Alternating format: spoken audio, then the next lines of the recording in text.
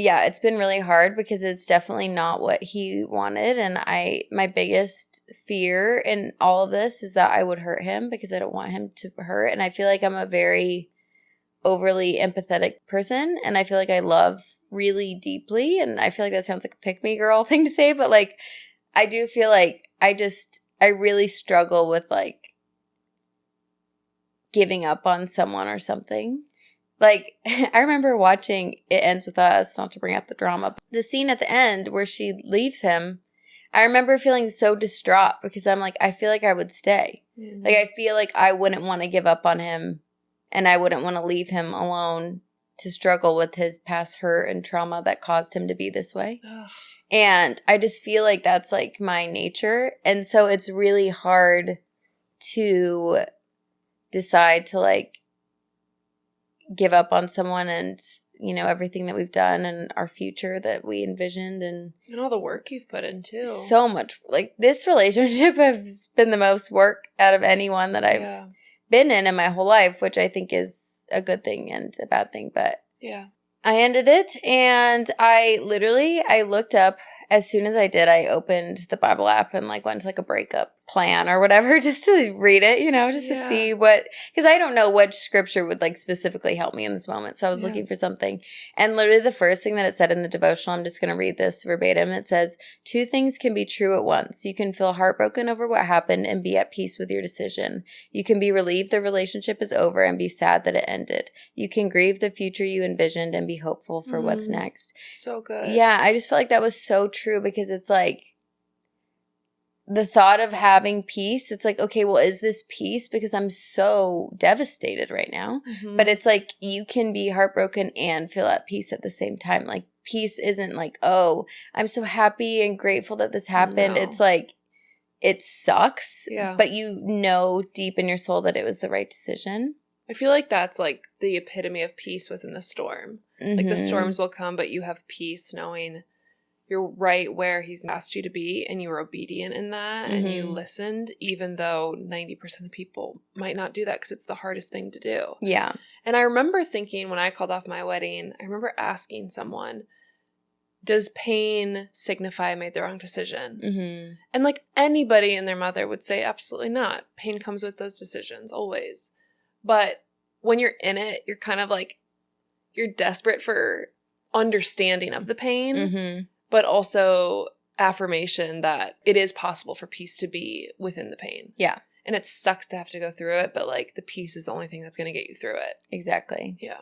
I feel like I've just been wrestling with the fact of like, my life is so different than I thought it would look. And like, in terms of relationships, like I've always been such a hopeless romantic. Like, I was in high school thinking I'd be dating and getting married at like 22, having kids by 25. Yeah. Like, I've always been a relationship person, and so I always thought I'd be married. And, like, I feel like I've been through so much, like, with the passing of Dawson, like, dating someone who passes away, and then being engaged, and, like, that ending. And then, like, when I started dating Pickleball Boy, I'm like, okay, hopefully this is it. But, like, I'm honestly so grateful for everything that I've been through, because I feel like, not only has it made me who I am and like brought me so much closer to God than I've ever been in my entire life, but like, I'm so clear on what I want now, like so crazy clear, where I think like, even when I started dating Pickleball Boy, like I had the things that I wanted, like generic things, like I want them to be Christian, I want them to love family and be a good person or whatever, which those are all great things. But now I'm like, okay, I know specifics. I'm Blueprint. Like, I want someone who can communicate well. I want someone who makes life fun. And like, I'm just so clear to the point where I'm like, I'm not even going to entertain like the thought of someone who I don't feel like is God's person for me. And I'm just praying for such clarity. Like, that is my biggest ask for my future, is like, when I meet the person, I will know and I will be sure. Yeah. And I just believe for that. I just feel like I'll know. And I also feel like I'm at the point where I'm just like so content with who I am and my relationship with God that it's like, if it doesn't happen, I'll still be okay. Like, I genuinely feel that. Last year, could I have said that? No. But I feel that now. And I feel like 2 books that have really helped me in this season of like singleness and navigating breakups and dating and all of that stuff. The first one, Say it louder for the people in the back. Which one do you want me to say first? My man, Ben Stewart. The first one is called Single, Dating, Engaged, Married by Ben Stewart. It is so good. I haven't even finished it yet, but the parts that I have read have impacted me for life. So it is Christian based. So it's all about like what's going to lead to a godly marriage and things like that. And like I said, I've always been a hopeless romantic. And reading the single section of this book, because there's a section for singleness and dating and whatever, I read the singleness section. It has made me genuinely okay with being alone and like not getting married. And that is a miracle. That's cool. I feel that way. Like, cool. Honestly. And Ben Stewart, man, he can do some things. He's so good. And I've moved on to the dating portion now, and it's really good. It just gives you kind of like a guide of what to look for. And I do feel a little bit convicted right now because I'm like so specific on what I want. And he says specifically in his book, he's like, to have those expectations is just unrealistic because you're not considering people's lack and like shortcomings. You're only focused on like the good things of people, and that's just unrealistic because it's like, but like I do think there are certain things, and you're welcome to give an example, that like you do inherently need or want somebody to want to be absolutely out of a relationship. Yeah, I think it's just like you can look for all these things that you want, but you also need to be aware of the fact that they're human. Nobody's perfect. People like, hello, look at me. I'm going to have tons of trauma and baggage to bring into the relationship. Not true. But like you need to be reasonable. But I do think the things you're looking for are not unreasonable. Yeah. Like, I agree. Yeah. Do you want to give one of them? Like one of the things you really are looking for in the next relationship? Well, the first thing is definitely just someone who is very serious about their relationship with God and who pursues God daily and like strives to love me the way that Jesus would love me. Like that's always been a priority that they're Christian, but like really takes it seriously. Yeah, like takes it seriously. Yeah. I think that is my number one thing. Do you know the second one that I'm thinking? What? I just had an epiphany about this. What? So you know how we talk about Home Depot Carly? Uh-huh. You kind of have Home Depot Maddie in a different way. Taking initiative to like raise your hand and help for things around the house. Yeah. Like you really think it's attractive and sexy for a man to take initiative and be like, this is something I really want to do, and join in on the fun and like join in on the project. Yeah. And invest in the relationship by doing the things that bring you joy.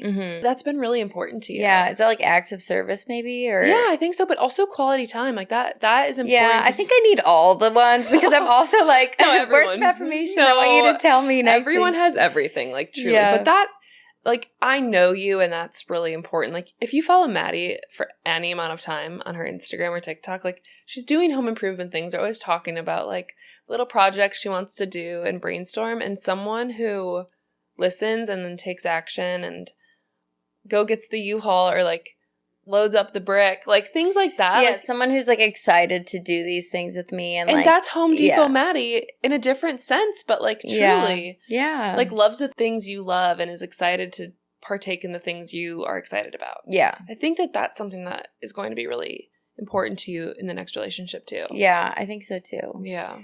So, yeah, that book, 10 out of 10 recommend. Amazing. And honestly, if you're not a Christian, too, maybe it would be beneficial as well. Yeah. What's your second book?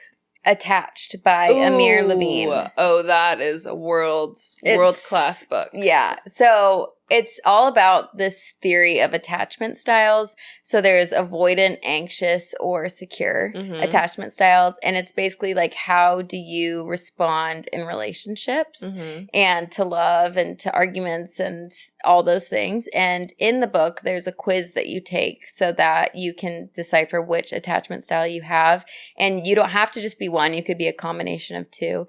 And you also learn like why you're that way, what made you that way, because you could be born a certain way. You can become more of one certain style based on things that have happened to you, your upbringing, your parents, past relationships, all that kind of stuff. Or the person you're currently with can bring out a different attachment style in you. Yeah. And it is just so eye-opening. If you are single and dating, you have to read it. Like, Carly, you need to read it again, I think. Because you haven't. Carly, I fear you need to reread it. You went from secure to anxious. No. But you haven't read it in a long time, right? I haven't, no. I read it in like 2020, I think, or 2021. Like, I just think it's really important to have on the forefront of your mind when you're looking for a partner. And they say the formulas of what to look out for. Like, if you're anxious, the last person you want to be dating is an avoidant. Like, that can get really yucky. Yeah, but for some reason, we want that. That's what we're drawn to avoidant people. Yeah. And it's like, why? Why are we drawn to what eventually is going to crash and burn? That book is so good. Yeah, I actually started reading it while I was with Pickleball Boy, and I had to stop because I was feeling really upset because I felt like we were not compatible attachment styles. I did not know that. Yeah, so I stopped, and then when we broke up, I started rereading it, and it is just really, really good. If you're dating, you have to read it. Okay, got it. And that's a paperback highlight one. It is. I listened to it on audio, though. Oh, it is kind of a dry audio listen, I would say, because it's a lot of science, a lot of stats and all this stuff. But I got a lot from it still. You just kind of have to focus. I think if you're someone that, like, doesn't really focus as much when they're listening to audiobooks, you should read a paperback. Or if you like to highlight, take notes and all that kind of stuff. Reference. Yeah. I want to reference and be like, ooh, avoid. Yeah. Yeah. So I definitely recommend those. Good to know that those have helped a lot. And like just like the logic too, I feel like, of the healing journey. Yeah. Yeah. So how are you doing today? I'm doing good. I mean, obviously healing from relationships and breakups is not linear. I have days where I'm doing really well and days where I'm feeling really sad, but I feel like we made the right decision, and like I said, I'll always have love for him and I care about him. I want nothing but the best for him. And yeah, I'm just so excited for what God has for me in my life, and I'm just trying to focus on like the hope of what's ahead of me rather than the pain that's behind me. And I just think it's going to be good. And I'm so thankful that, I don't know, everything I've learned from all this, and just to be able to have been with him for the time that I did. Like, he's an amazing person. And yeah.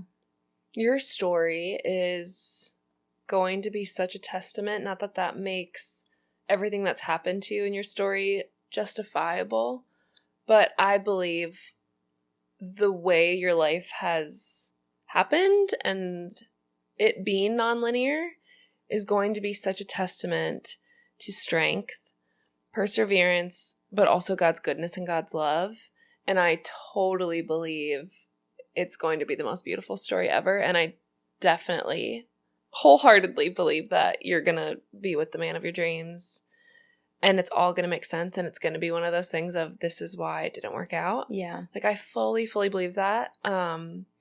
But in the meantime, like, you have peace that this is right where you're meant to be. Mm-hmm. But I'm like, your story is going to touch so many people and give so many people hope. And right now that's not helpful because it's like, okay, but I'm going through it and I don't have what I'm praying for and what I'm wishing for. It's going to come. I know it. And there's going to be the day where tomorrow you're going to meet your husband. That day will come. Where it's tomorrow. That stresses me. I know. But like, one day it will be tomorrow. Yeah. And I can't wait to meet him. I can't wait to freaking roast him. I can't wait to, like, he's got to pass the Carly test.